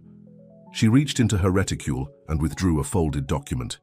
"And this, my dear Jones, is going to help me do just that." Jones leaned forward, squinting at the paper. "What is it, miss?" "Proof," Evelyn said simply, "that Tessa's mother was more than just Mr. Gray's half-sister. She was also his lover." Jones gasped. "You can't mean—" "Oh, but I do." Evelyn's smile was cruel. "Tessa isn't Nathaniel's second cousin. She's his half-sister." As the implications of this lie sank in, Jones's face paled. "But that would mean— it would mean their precious romance is not just scandalous, but sinful." Evelyn carefully refolded the document, a forged letter she had paid handsomely to have created. "And when I reveal this tomorrow, it will destroy them both." In her goo. Room, unaware of the storm gathering, Tessa finally gave in to exhaustion. She lay down on the bed, so much softer than her cot in the servants' quarters, and fell into a troubled sleep. Her dreams were a confused jumble of images: the ship they had almost boarded, Ravenshade Manor in flames, Nathaniel's face looking at her with love, then turning away in disgust. She woke with a start to find early morning light streaming through the windows. For a moment, she was disoriented, unused to waking naturally instead of being roused by the servant's bell. A gentle knock at the door pulled her fully awake. "Come in," she called, sitting up and smoothing her rumpled dress. It was Mrs. Gray, looking tired but composed. "Good morning, Tessa. I hope you slept well." "As well as could be expected given the circumstances," Tessa replied honestly. Mrs. Gray nodded in understanding. "I've brought you some fresh clothes." She gestured to a maid who entered behind her, carrying several dresses. "They may need some alteration, but they should do for now." Tessa stared at the dresses, fine things of silk and muslin, nothing like the practical cotton she was used to. "This isn't necessary, Mrs. Gray." "Please call me Aunt Eleanor." Mrs. Gray, Eleanor, sat on the edge of the bed. "And yes, it is necessary. You're not a servant anymore, Tessa, you're family." The word still felt strange, unreal. "It's a lot to adjust to." "I know." Eleanor's expression softened with regret. "I should have told you years ago. We all should have treated you differently." "Why didn't you?" Tessa asked, the question that had burned in her since yesterday. Eleanor sighed heavily. Fear, pride, my husband's insistence that the family name be protected above all else. She looked down at her hands. "I was a different woman then, weaker, less willing to stand up for what was right." Tessa was surprised by the older woman's candor. "And now?" "Now, I'm trying to make amends, however late." Eleanor stowed, "Starting with making sure you have your rightful place in this family." She nodded to the maid. "Mary will help you dress. When you're ready, please join us for breakfast in the small dining room." After Eleanor left, Mary, the same kitchen maid who had gaped at her yesterday, approached hesitantly. "Which dress would you like, miss?" she asked, still clearly uncomfortable with treating Tessa as a lady of the house. "Whichever is simplest," Tessa replied, equally uncomfortable with being served by someone who had been her equal just days ago. The transformation was strange and disorienting. Mary helped her into a morning dress of pale yellow muslin, arranged her hair in a simple but elegant style, and even offered to fetch jewelry, which Tessa politely declined, keeping only her mother's locket. When she was ready, Tessa made her way downstairs, following the familiar corridors that now seemed so different from her new perspective. She found the small dining room easily enough. She had cleaned it countless times after all. Nathaniel was already there, in conversation with his mother. He looked up as Tessa entered, his eyes warming at the sight of her. "Good morning," he said, rising from his seat. "You look lovely." Tessa blushed, unused to such open admiration. "Thank you. How is your father today?" "Better," Eleanor answered. "The doctor is cautiously optimistic. He's sleeping now, but you can visit him later if you wish." "I'd like that," Tessa said, taking the seat Nathaniel held out for her, at the family table, not standing behind it serving food. Breakfast was a surreal experience, being served by the same staff she had worked alongside, using the fine china and silver she had polished so many times, making conversation with people who had barely acknowledged her existence before. "I've been thinking," Nathaniel said as they were finishing their meal, "about what happens next." Tessa looked up, alert. "And?"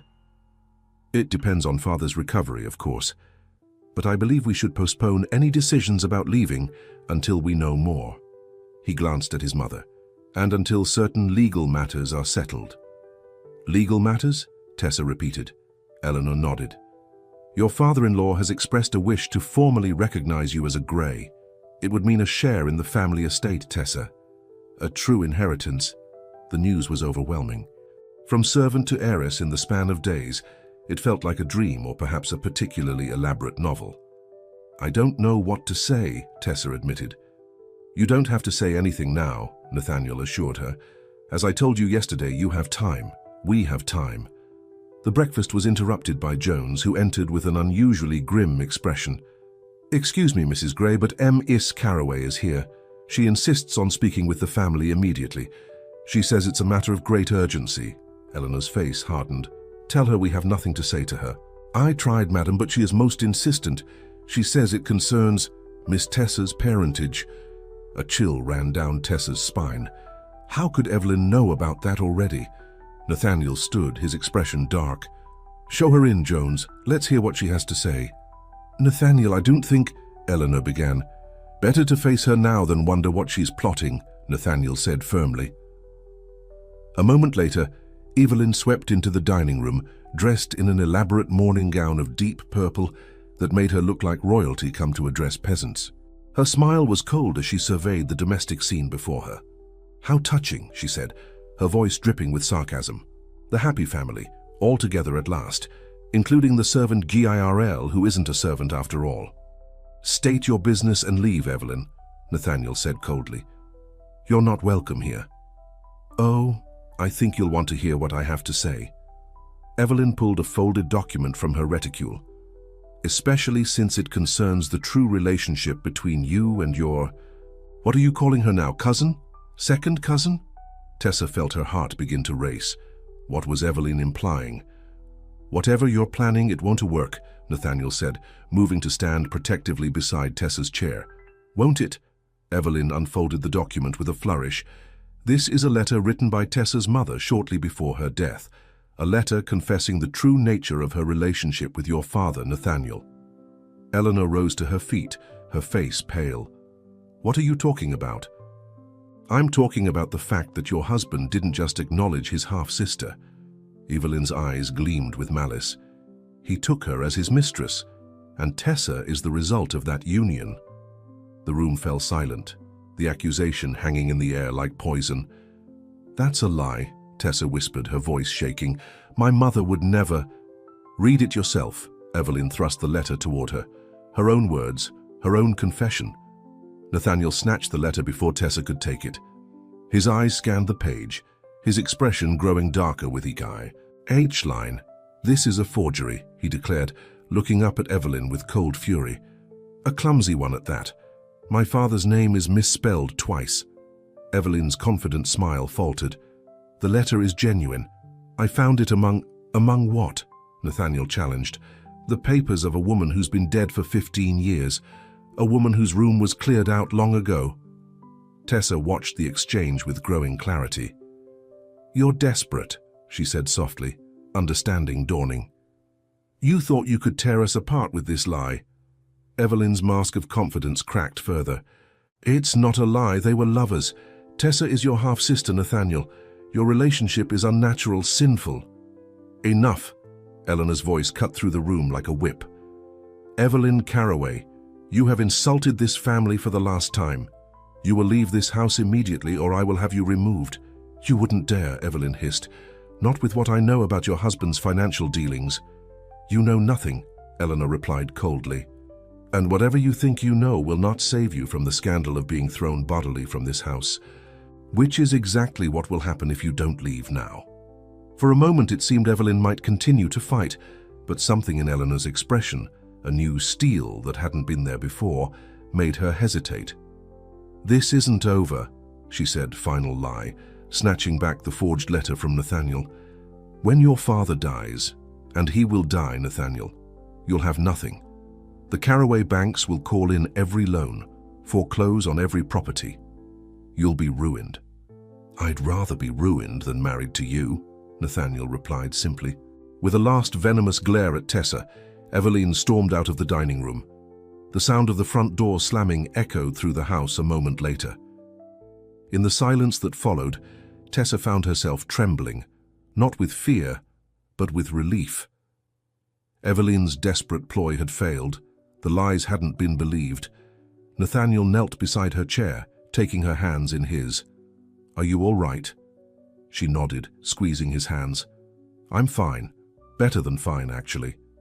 "How so?" he asked, searching her face. "Because now I know," she said with growing certainty. "I know what I want, Nathaniel."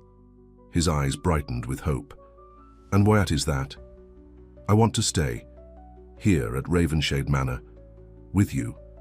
as family, as whatever we can be to each other. The smile that spread across his face was like sunrise after the longest night. Are you sure? What about America? Our plans? America will still be there, Tessa said softly. But for now, this is where we belong, where I belong. Eleanor, who had been watching them with tears in her eyes, came to stand beside them. There's something you should know, both of you. Something I should have said yesterday. They looked up at her expectantly. Tessa's mother and my husband were half-siblings, yes, but there's no possibility whatsoever that he was her father. Eleanor's voice was firm. For one simple reason, he was in Europe when she was conceived for nearly a year. Tessa's eyes widened. You're certain? Absolutely certain, Eleanor nodded. I kept track of such things very carefully, you see. It was one of my duties as a wife. The implication was clear. Eleanor had been vigilant about her husband's potential infidelities. If she said he couldn't be Tessa's father, then he couldn't be. Nathaniel's grip on Tessa's hands tightened. So we're second cousins, as we thought. Nothing more. Not even that, technically, Eleanor added, since you're not related by blood to your father's half-sister. The last shadow lifted from Tessa's heart. Whatever obstacles remained in their path, this most terrible one, the possibility that they were siblings, had been thoroughly disproven. Well, Nathaniel said, rising and pulling Tessa gently to her feet. It seems we have a future to plan after all. Before she could respond, Jones appeared at the doorway again, his face grave. Mr. Nathaniel, sir, your father is awake and asking for you both. He says it's urgent. They exchanged concerned looks, and H hurried from the room, following Jones up the grand staircase to the master bedroom. Mr. Gray lay propped up on pillows, his face pale but his eyes alert. He looked older than Tessa remembered, more fragile. The illness had taken a visible toll. Father, Nathaniel said, moving to his bedside. How are you feeling? Like death warmed over, Mr. Gray replied with unexpected humor. But that's not important now. There are things I need to say to both of you. His gaze shifted to Tessa, standing uncertainly at the foot of the bed. Come closer, girl. Let me look at you properly. Tessa approached hesitantly. This man had been her employer, a distant and intimidating figure who had rarely acknowledged her existence. Now he was studying her face intently. You have your mother's eyes, he said finally. She was a good woman, Sarah. Much better than I deserved as a brother. Half-brother, Tessa corrected gentle-wise. Family all the same. Mr. Gray's voice weakened slightly. I did her a disservice in life, and you as well. I let fear of scandal dictate my actions when I should have acknowledged you both properly. It's in the past now, Tessa said, surprising herself with her forgiveness. Mr. Gray shook his head. Not entirely. There are still wrongs to be righted. He turned to his son. Nathaniel, I know about your feelings for each other. I know you plan to run away together. Nathaniel met his father's gaze steadily. Yes, and I would do it again if necessary. It won't be necessary. Mr. Gray reached for a document on his bedside table. This is a new will drawn up yesterday. It recognizes Tessa as Sarah's daughter and my niece, with all the rights and privileges thereof, including a substantial inheritance. Tessa stared at him in shock. Mr. Gray, I don't need... It's not about need, he cut her off. It's about right and wrong. This is what should have been done years ago. He handed the document to Nathaniel, who skimmed it quickly, his eyebrows rising. Father, this is extremely generous. It's just. Mr. Gray turned back to Tessa. There's something else. Something your mother asked of me before she died. Something I ignored out of pride and foolishness. What was it? Tessa asked, intrigued. She asked me to let you pursue an education, to let you become more than a servant. His voice filled with regret. She saw the spark in you, the intelligence. She knew you were meant for more. Tears filled Tessa's eyes at this connection to the mother she had lost so young. She believed in me. As do I, Nathaniel said softly, taking her hand. as does my father now. Mr. Gray nodded weakly, which brings me to my final point. He looked between them, his expression solemn. I give you my blessing, both OFU. Whatever path you choose together, you have my support. The words hung in the air, momentous and unexpected. From a man who had built his life around social position and financial gain, this acceptance of their relationship, across class lines, against convention, was nothing short of revolutionary. Thank you, Father, Nathaniel said, his voice thick with emotion. Mr. Gray's eyes were growing heavy, the conversation taking its toll on his limited strength. Now leave me to rest. I've said what needed saying. They left him to sleep, closing the door quietly behind them. In the hallway, they stood close together, both processing what had just happened. He gave us his blessing, Tessa whispered, still hardly believing it. He did. Nathaniel took both her hands in his, which means there's only one question left to answer. What's that? His eyes were serious as they met hers. Will you marry me, Tessa? Not in some distant future, not in America, but here and now. The answer came without hesitation, rising from the deepest part of her heart. Yes. Yes, I will. His smile was radiant as he pulled her into his arms, his lips finding hers in a kiss that promised a lifetime of love, of partnership, of belonging. Neither of them noticed Jones watching from the shadows, his expression troubled. Neither of them knew that he had already sent a message to Eveline Carraway, informing her of the new will, of Mr. Gray's blessing, of their plans. Neither of them suspected that their happiness so newly found was still in danger, because Evelyn Carraway was not a woman who admitted defeat, and she had one last card to play. 3 weeks passed at Ravenshade Manor, weeks of surprising peace and adjustment. Mr. Gray's health improved steadily, though he remained weak and confined to his rooms. The new will was officially signed and witnessed, and plans for a simple but elegant wedding between Nathaniel and Tessa began to take shape. For Tessa, each day brought new wonders and challenges, learning to be a lady of the house rather than a servant. Taking tea with callers who had previously looked through her as if she were invisible, wearing fine clothes and jewelry that still felt foreign against her skin. But through it all, Nathaniel was her constant, her anchor in tea, his storm of change. Each evening they would walk in the gardens together, talking about their future, about the adjustments they were both making. "Are you happy?" he asked her one such evening, as they strolled arm in arm beneath the oak trees where they had once planned their escape. "Happier than I ever thought possible," she replied honestly, "though sometimes I still feel like I'm playing a part in someone else's life." He squeezed her hand gently. "It will feel like your own in time, and if it never does, if all this is too much, we can still go to America, start fresh, just as we planned."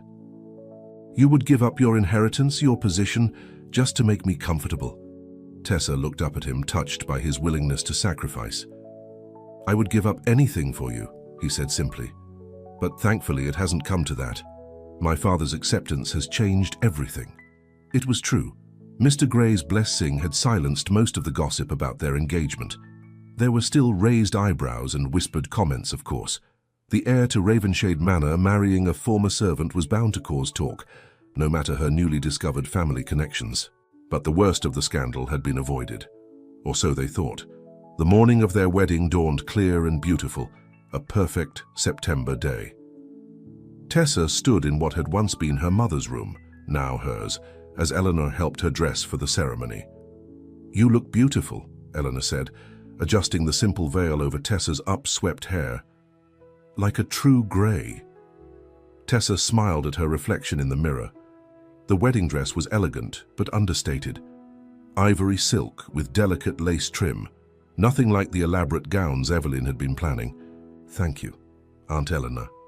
The title still felt strange on her tongue, but Eleanor's pleased smile made the effort worthwhile. "I have something for you," the older woman said, opening a small velvet box. Inside was a string of pearls, lustrous and perfect. "These were my mother's. I'd like you to wear them today." Tessa touched the pearls reverently. "They're beautiful. But are you sure? I'm not really..." You are family, Eleanor said firmly, lifting the necklace and fastening it around Tessa's neck. By blood and after today by marriage, these belong to you now. The pearls felt cool against Tessa's skin, a tangible symbol of her acceptance into the Grey family, not as a servant, not as a poor relation to be pitied, but as an equal, as Nathaniel's wife. A knock at the door interrupted the moment. It was Mary, now officially Tessa's lady's maid, looking uncharacteristically flustered. Begging your pardon, Mrs. Grey, Miss Tessa, but there's a problem downstairs. The vicar has just arrived and he says he can't perform the ceremony. What? Eleanor's expression hardened. Why ever not? Mary twisted her hands nervously. He says he received a letter, ma'am, with allegations. Tessa's heart sank. There was only one person who would send such a letter. Evelyn, she whispered. What sort of allegations? Eleanor demanded. I don't know, ma'am. He wouldn't say exactly, only that they were serious enough that he needs to speak with Mr. Nathaniel and his father before proceeding. Eleanor's lips thinned into a line of anger. Very well, tell the vicar we'll be down shortly, and fiend Nathaniel, he should be in his father's room. After Mary left, Eleanor turned to Tessa, her expression determined. Don't worry. Whatever Evelyn has told him, we'll sort it out. The wedding will proceed as planned.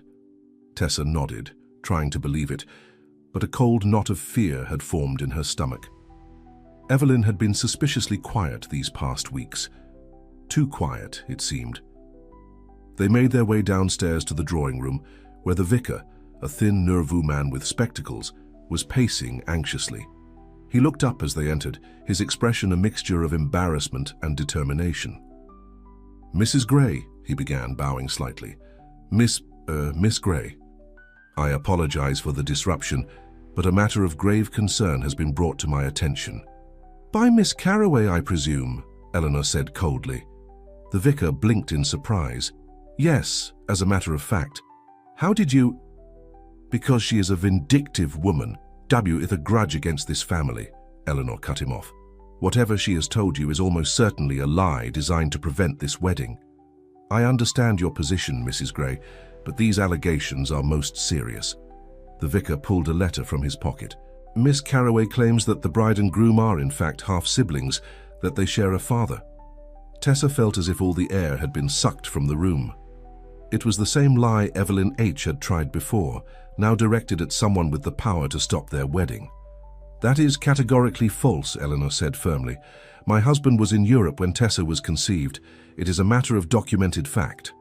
The vicar looked uncertain. Do you have proof of this? Records of his travel, perhaps? Eleanor hesitated. The records would be in my husband's business papers. It was many years ago. I see. The vicar's expression remained troubled. And there is the additional matter of their being cousins, even if the more serious allegation is disproven. Second cousins, Eleanor corrected, which is not prohibited by either church or law. The door opened, and Nathaniel entered with his father. Mr. Grey was in a wheelchair, still weak from his illness, but his expression was thunderous. What is the meaning of this, vicar? He demanded. Why are you delaying my son's wedding? The vicar repeat. The allegations, his voice growing more hesitant under Mr. Grey's withering gaze. Preposterous, Mr. Grey snapped when he had finished. Evelyn Carroway is a spurned woman seeking revenge, nothing more. Nevertheless, sir, I must be certain. The sanctity of marriage will not be tainted by these baseless accusations, Nathaniel interrupted. He had moved to Tessa's side, his hand finding hers, warm and reassuring. Vicar, my father was indeed in Euro-PE when Tessa was conceived. We can prove it. How? The vicar asked. Because I documented everything, Mr. Grey said. Every business trip, every transaction, and because I sent letters to my wife almost daily during that time. He turned to Eleanor. You kept them, didn't you? As you kept all my correspondence. Eleanor's eyes widened with realization. Yes, in the blue chest in our bedroom, every letter dated and in order. Then I suggest, Vicar, that you examine those letters, Mr. Grey said firmly. They will prove beyond any doubt that I was in Milan, Italy, when Tessa was conceived, Not here at Ravenshade Manor. The vicar looked relieved at this potential resolution. If you could produce these letters... I'll fetch them immediately, Eleanor said, turning toward the door. But before she could leave, there was a commotion in the hallway. Raised voices, the sound of scuffling, and then the drawing G room door burst open. Evelyn Carroway stood there, her face flushed with anger, her hair wild as if she had been running. Behind her, Jones was attempting to restrain her, looking both embarrassed and determined. "I'm sorry, sir," he said to Mr. Gray. "She forced her way in. I tried to stop her." "Let her in," Mr. Gray said, his voice dangerously calm. "Let's hear what she has to say for herself." Jones released Evelyn, who straightened her dress and attempted to compose herself, but there was a wildness in her eyes that suggested she was beyond caring about appearances now. "So," she said, her gaze sweeping the room before landing on Tessa and Nathaniel. The happy couple, preparing to exchange vows. "How touching." "You're not welcome here, Evelyn," Nathaniel said coldly. "Leave now, before you embarrass yourself further." "Embarrass myself?" Evelyn laughed, a brittle sound. "I'm not the one about to marry my own sister." "That lie didn't work before," Tessa said, finding her voice at last. "It won't work now." "Oh, but it's not a lie." Evelyn's smile was triumphant as she turned to the vicar. "You received my letter, I see. Did they tell you they can prove it false? Did they mention these convenient letters that supposedly place Mr. Gray in Europe?" The vicar nodded uncomfortably.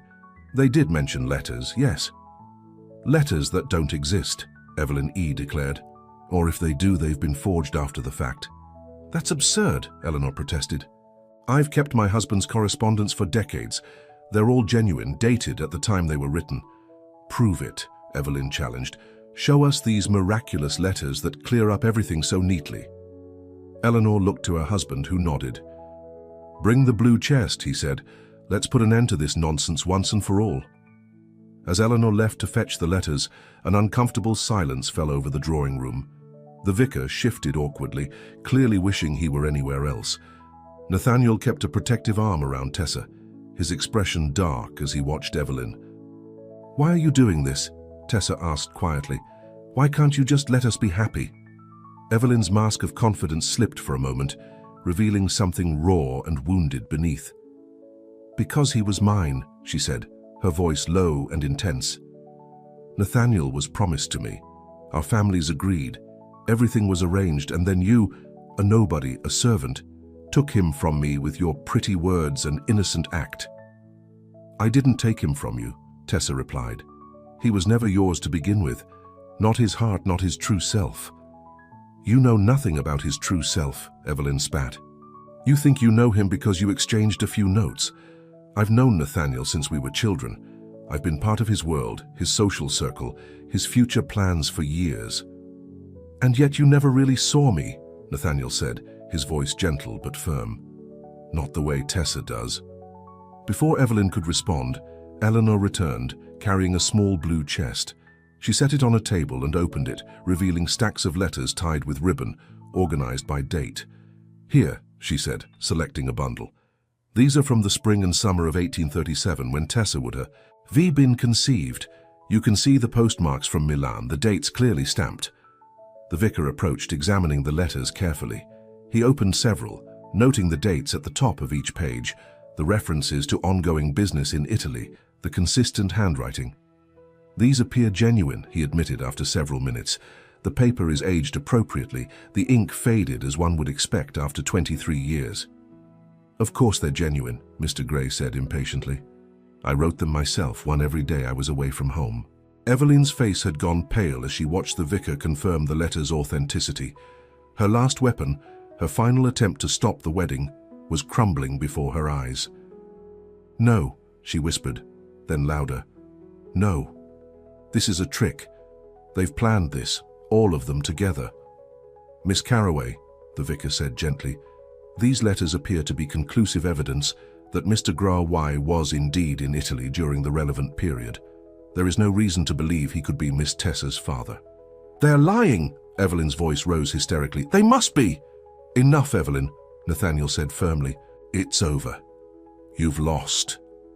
Something in his tone, the finality of it perhaps, seemed to break the last of Evelyn's control. With a cry of rage, she lunged forward, reaching for the letters as if to destroy them. But Jones, still standing nearby, moved faster. He caught her arms, restraining her before she could reach the table. "Let me go," she screamed, struggling against his grip. "Let me go." "I think it's time you left, Miss Carroway," Mr. Gray said, his voice weary but resolute. "Jones, please escort her out, and this time make sure she doesn't return." As Jones began to lead the still protesting Evelyn from the room, she twisted in his grasp, her eyes finding Tessa's one last time. "This isn't over," she hissed. "You'll never be one of them, no matter what name you take. You'll always be the servant girl who didn't know her place." Then she was gone, her angry voice fading down the hallway until the front door slammed behind her. In the silence that followed, the vicar cleared his throat awkwardly. "Well, I believe that settles the matter of the more serious allegation. As for the cousins issue—" "Second cousins," Eleanor corrected. Again, more forcefully this time. "Yes, second cousins," the vicar acknowledged. "While not ideal, it is not prohibited. I see no further reason to delay the ceremony." Tessa felt Nathaniel's arm tighten around her waist, heard his relieved sigh against her hair. They had overcome this final obstacle. Their wedding would proceed. "Thank you, Vicar," Mr. Gray said, some of the tension leaving his face. "Now, if we could continue with the day as planned." Tia Vicar nodded, gathering his dignity. "Of course, I'll prepare for the ceremony immediately." As he left, Nathaniel turned to face Tessa fully, his eyes searching hers. "Are you all right, after all that?" She nodded, a small smile forming despite the lingering shock of Evelyn's outburst. "I'm fine, better than fine." She glanced at the blue chest of letters, then back to Nathaniel. "We have proof now, proof that nothing is wrong with what we feel for each other." "As if we needed it," he said softly, touching her cheek gently. "I've never doubted what we have, Tessa. Not for a moment." Eleanor watched them with tears in her eyes, moved by their devotion to each other. Even Mr. Gray, not known for displays of emotion, looked touched by the scene. "Well," Eleanor said after a moment, wiping her eyes discreetly, "we have a wedding to prepare for. The guests will be arriving soon." The ceremony took place that afternoon in the Ravenshade Manor Chapel, a small stone building on the estate grounds that had served the Gray family for generations. It was simple but beautiful, decorated with white roses and ivy from the manor gardens. Tessa walked down the aisle alone, a choice that had raised eyebrows among the more traditional guests. But she had no father to give her away, and she liked the symbolism of approaching her new life on her own terms, of her own free will. Nathaniel waited for her at the altar, his face lighting up as she appeared in the doorway. He had never seen anything more beautiful than Tessa in that moment. Her simple gown, Eleanor's pearls at her throat, and the radiant happiness in her eyes that outshone any jewels. The vows were traditional, spoken in clear, steady voices that carried through the hushed chapel.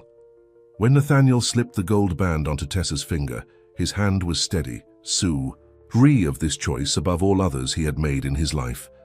"I now pronounce you man and wife," the vicar declared, his earlier doubts apparently forgotten. "You may kiss the bride." Their first kiss as husband and wife was sweet and tender, a promise of the life they would build together.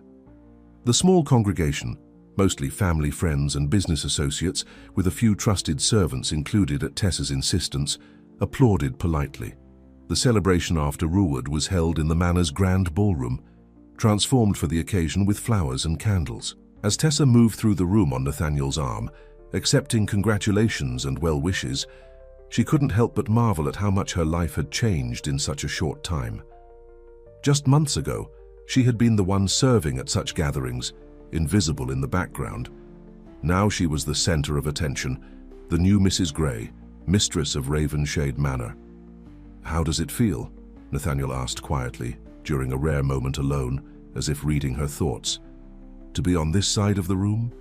"Strange," she admitted. "Wonderful, but strange. I keep expecting someone to hand me a tray and tell me to serve the champagne." He laughed softly. "Give it time. Soon enough, you'll forget you were ever anything but my wife." "I hope not," Tessa said, surprising him. "I don't want to forget where I came from, Nathaniel. It's part of who I am, part of what makes me see the world and you differently than others do. His expression softened with understanding. You're right, of course. It's one of the many things I love about you. Your perspective, your appreciation for things others take for granted. Their moment of privacy was interrupted by well-wishers, and soon they were swept back into the celebrations. They shared their first dance as husband and wife, Tessa moving with a natural grace that belied her lack of formal training. Nathaniel had taught her the basic steps over the past weeks, but it was her innate sense of rhythm and her trust in his lead that made her shine on the dance floor. As the evening progressed, Mr. Gray called for attention, tapping his glass with a spoon. He had insisted on standing for this moment despite his weakness, supported by Eleanor at his side. "I want to propose a toast," he announced, H's voice stronger than it had been in weeks, "to my son and his bride." The room quieted, all eyes turning to the elder Mr. Gray. "When I was a young man," he began, "my father told me that the Gray family fortune was built on two things: good business sense and advantageous marriages." A ripple of polite laughter moved through the crowd. "For most of my life I believed him. I made my decisions accordingly, putting profit and position above all else." His gaze moved to Nathaniel and Tessa, standing together near the center of the room.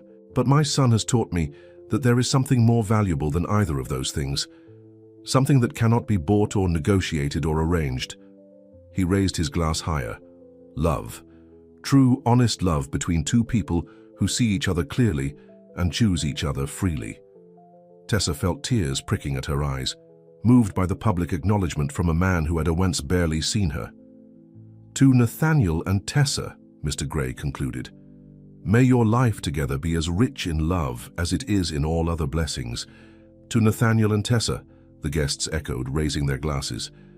As the celebration continued around them, Tessa found herself drawn to a quiet corner of the ballroom, needing a moment to absorb everything that had happened. From the shadowed alcove, she watched the guests dancing, laughing, enjoying themselves in the grand room that had once been so far removed from her world. "Penny for your thoughts, Mrs. Gray," came Nathaniel's voice as he joined her, 2 glasses of champagne in hand. "Mrs. Gray," she repeated, testing the sound of it. "I'm not sure I'll ever get used to that." He handed her one of the glasses. "You have a lifetime to practice." They stood in comfortable silence for a moment, sipping their champagne, watching the festivities. "Do you remember that first note?" Tessa asked suddenly. "The one I never meant for you to see." "How could I forget?" Nathaniel smiled at the memory. "The note that changed everything. I was so terrified when I realized Evelyn had found my writings." Tessa shook her head at the memory. "I never imagined it would lead to this." "I'm glad it did," Nathaniel said simply, "though I wish we could have avoided some of the drama along the way." Tessa laughed softly. "Life is rarely as neat and tidy as we'd like it to be." "No," he agreed, his eyes warm as they met hers. "But sometimes it's better than we ever dared to hope." He set down his champagne glass and took hers, placing it beside his own. Then he reached into his pocket and withdrew a small leather-bound book. "I have a wedding gift for you," he said, placing it in her hands. Tessa recognized it immediately, the journal he had given her for their secret correspondence now filled with their shared thoughts, hopes, and dreams. "I thought you might like to keep it," he explained, "as a reminder of how we began." She opened it carefully, turning to the last page. There, in Nathaniel's bold handwriting, was a new entry, one she hadn't seen before. "To my wife," it began, "the woman who saw me when no one else did, who loved me for myself rather than my name or position. You changed my life with words you never meant to share. This journal holds the beginning of our story. The rest is yet to be written, one day at a time, together." Tears filled Tessa's eyes as she closed the journal, holding it close to her heart. "It's perfect," she whispered. "Thank you." Nathaniel drew her gently into his arms, mindful of the guests who might be watching. "No, Tessa," he said softly. "Thank you for your words, your heart, your love." As he bent to kiss her, tenderly and with promise, Tessa knew that whatever the future held, whatever challenges they might face, whatever adjustments she still needed to make to her new position, they would face it together. From servant girl to mistress of Ravenshade Manor, from solitary dreamer to beloved wife, her journey had been extraordinary. But the most extraordinary part was this: a love born from words never meant to be read, from feelings never meant to be revealed. A note she didn't mean to write had changed everything, and as Nathaniel led her back to the dance floor for another waltz, his hand warm and secure in hers, Tessa was grateful for every twist of fate, every difficult moment, every choice that had brought them to this perfect beginning. 6 months later, Spearing had returned to Ravenshade Manor, painting the gardens with fresh colors and filling the air with the scent of new beginnings. Tessa stood by the window of what had once been her mother's room, now transformed into a bright, airy sitting room where she often spent her mornings reading or writing. The past months had brought many changes to the manor. Mr. Gray, though recovered from his apoplexy, had chosen to step back from the daily management of the all family businesses, passing most responsibilities to Nathaniel.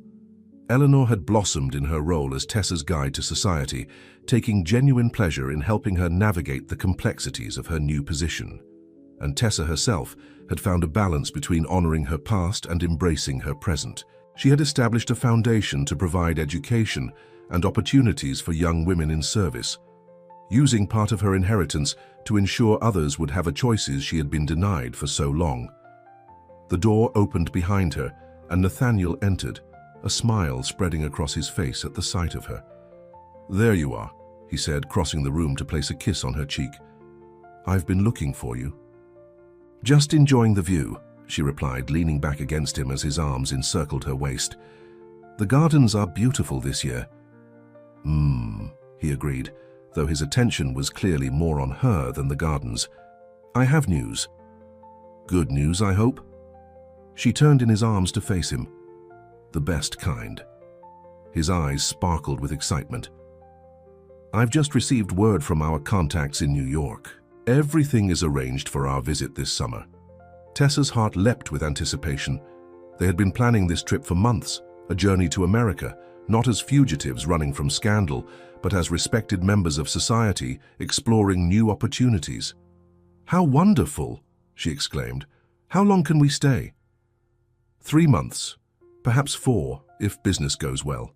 Nathaniel tucked a strand of hair behind her ear, long enough to see if it might be a place we'd like to spend more time in the future. They had discussed this possibility often, dividing their time between Ravenshade Manor and a home in America, blending Nathaniel's business interests with Tessa's desire to experience the wider world she had only read about in books. "I can't wait," she said honestly, "to see mountains and oceans and cities where no one knows who we are or what our story has been. And where no one cares about a lady who was once a servant," Nathaniel added, understanding as always. Despite her acceptance into the Gray family, despite the wealth and position she now enjoyed, there were still those in English society who looked down on her, who whispered behind fans about her unsuitable background. "That too," she admitted, "though I've grown rather skilled at ignoring such people." "You have indeed," he smiled proudly. "You've handled everything with more grace than anyone could have expected." "I had an excellent teacher in your mother," Tessa said, meaning it sincerely. Eleanor had become the mother figure she had lost so young, guiding her with patience and affection through the unfamiliar terrain of her new life. Nathaniel's expression grew more serious. "There's something else I wanted to tell you, something I've been waiting for the right moment to share." "What is it?" she asked, curious at his suddenly solemn tone. He took her hands in his eyes never leaving hers. "I received a letter this morning from the solicitor handling the Caraway bankruptcy." Tessa's breath caught. After her humiliation at their wedding, Evelyn had returned to her family estate, only to find that her father's financial empire was crumbling. Years of risky investments and lavish spending had finally caught up with the Caraways, and within months they had lost everything. "What did the letter say?" she asked quietly. "Evelyn is sailing for America next week, to stay with distant relatives in Boston." Nathaniel watched her face carefully. "I thought you should know," in case it affects your feelings about our own journey. Tessa considered this news. Once, he thought of being in the same country as Evelyn Carraway would have filled her with dread. But now, secure in her marriage and her position, it seemed a distant concern. "Boston is a long way from New York," she said finally. "And America is a big country. I won't let her shadow touch our adventure." Relief spread across Nathaniel's features. "I was hoping you'd say that. I wouldn't want anything to dim your excitement about this trip." "Nothing could," she assured him. "Especially not Evelyn Carraway and her bitterness. She's part of our past, not our future." He pulled her close again, his kiss more lingering this time. "Have I told you today how much I love you, Mrs. Gray?" "You might have mentioned it once or twice," she teased, "but I never tire of hearing it." "Good," he murmured against her lips, "because I plan to tell you every day for the rest of our lives." As the spring sunlight streamed through all the windows, bathing them in its warmth, Tessa felt a sense of contentment deeper than any she had known before. From a simple note, words written in secret meant for no one's eyes but her own, had grown this life, this love, this future bright with promise. The journey hadn't been easy. There had been obstacles, heartache, moments of doubt, but standing here in Nathaniel's arms, looking forward to the adventures that awaited them, Tessa knew one thing with absolute certainty. It had all been worth it, every word, every risk, every choice that had led her to this moment. Worth it, 1,000 times over. The end